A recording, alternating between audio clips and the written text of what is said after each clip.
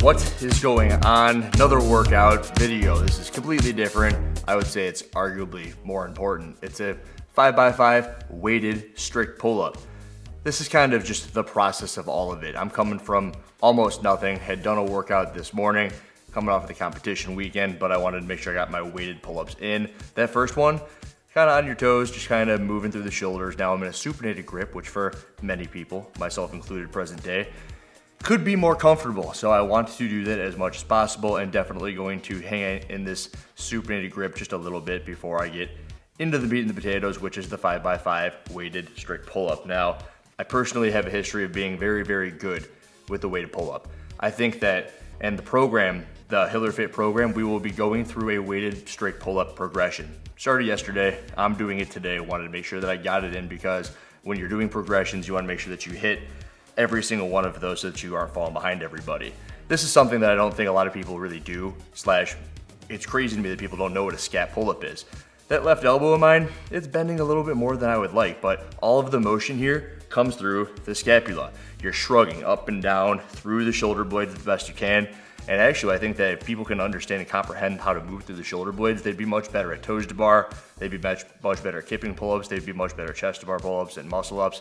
And now, starts the ramp up. Just some good old regular strict pull-ups. Did that video the other day with a whole bunch of strict pull-ups, so that should be nothing crazy to anybody. Now, just starting to load up some weight. See that yellow belt right there? That's something that you can get from Rogue Fitness. I think it's something that a lot of affiliates should have at least one of, if not two of. If you don't have a weighted pull-up belt, a dip belt in your gym, you're doing your members a disservice. See how I'm standing that weight up like that? It's because when it's time to get going, you're going to use the weight belt, and it's always a pain in the butt to try to crank your fingers under there. Also, I put grips on. I made a point of leaving that in here. I don't like when people wear grips when you're doing straight pull-up work, especially when you're only doing 25 reps. I think that every rep you can do hanging from a pull-up bar that isn't built into a Metcon is opportunity to get your grip strength to be increased. I'm wearing grips because my hands are torn to shreds from the competition this past weekend, so don't judge me. And do as I say, not as I do in this case. That is, unless your hands are shredded. Don't just do them because it's easier. Don't do things because they're easier. Do things because you have and want to be getting better. So this is a warm-up set.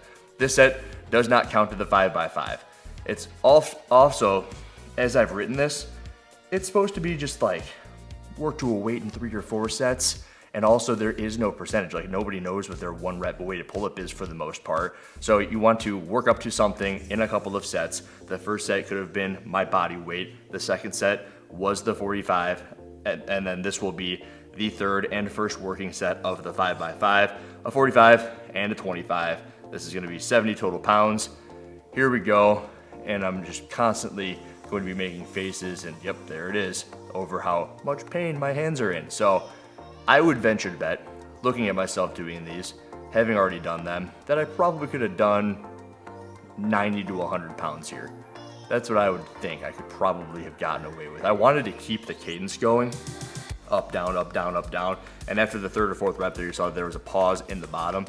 Upon review, make sure that the elbows are locking out on the bottom, make sure there's a full hang on the bottom, and I'm not sitting behind the bar like some weirdo shortening my lats, like RFK or something like that. Setting the grips up, set number 2. When you were doing a 5x5, the first weight usually feels like the worst. Second weight always feels great, especially if you take enough rest time. I kept this thing in a continuous loop so you can kind of see what goes on in between sets. It's something that CrossFitters have a very hard time with. Hit my chin on the bar on that one, see how I was like, yeah. And then I made a face, I'm like, damn. So in your interim between sets, look what I'm doing here. I'm stretching the antagonistic muscle, the pecs. It's a door stretch. It's something that every chiropractor you go to when you sit all day, or maybe you have a lineage of long history of sitting down or doing a bunch of bench press like I do. When you have an opportunity to stretch your pecs, especially when they're not being used, do it. So here I'm twisting a little bit, trying to get a little bit into the right pec. I think I had already done a little bit getting into the left pec. When you shift your hips and step forward like that on one side, now I'm cranking on the left side a little bit more so than the right side. I just think it's an opportunity to be doing something while you are resting the working muscles, which are the lats. Ideally, you're using the lats and the biceps when you're doing these weighted pull-ups. And then you'll find it's kind of crazy because you've stretched the pec and you're doing just pull-ups and you're not doing anything that's requiring the pec. That set felt easier. Crazy how that works sometimes. And I'm not gonna do that every single set. I guess I could if I wanted to, just kind of keeping myself from feeling as if I'm not wasting time. Pull out the slack block. Just stand on this thing. Strengthen the ankles. Strengthen the ankles. This is the Jim Klopman invention over here. I love these things. This one's made for the 190-pound people, and I currently weigh in at a blistering 197. So a little bit too heavy for that one, which makes it harder. The heavier you are, the more it squishes. The more it squishes, the more you are unstable, which is the point. So these are feeling better and better with each and every set. It's about this point in time that I figure, damn, I probably could have really done 80. 80 would have just been the sweet spot. Throw 80 pounds on the belt. Maybe thinking about what's going to be going on next week, we're going to be adding weight, getting on the slack block. This is another way. This one's a little bit more challenging for me. As you can see, I look like a skateboarder or something. Tony Hawk Pro Skater 12. And I scoot forward a little bit. See the scoot on the clock. And then I wanted to leave that in there because people are like, what happens when you fall? It's like, well, it's supposed to be imitating a slack line. And when you fall on this thing, you just go to the floor for the most part. Or at least I always have, and everyone I've always seen fall off of those always just goes to the floor. This entire video is gonna be a little bit shorter, but the gist of it is strength work isn't often seen in its entirety. And it needs to be done. You need to have like those 1.5 to 2.5 minute rests in between them, because that's where you will oftentimes be getting stronger. You're like a battery. You allow the body to rest. You put full power into it, and there's my hands, my stupid little hands. Yeah, and you're such a big baby, aren't you?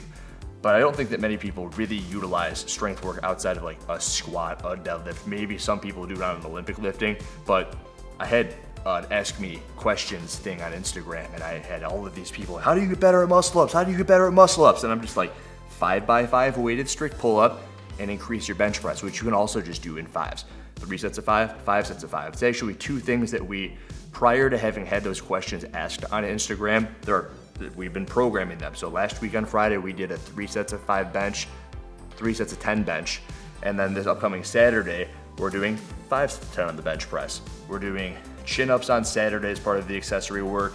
This was the accessory work for the previous yesterday. It was for Monday. So we're going Monday, Saturday, Friday after Friday.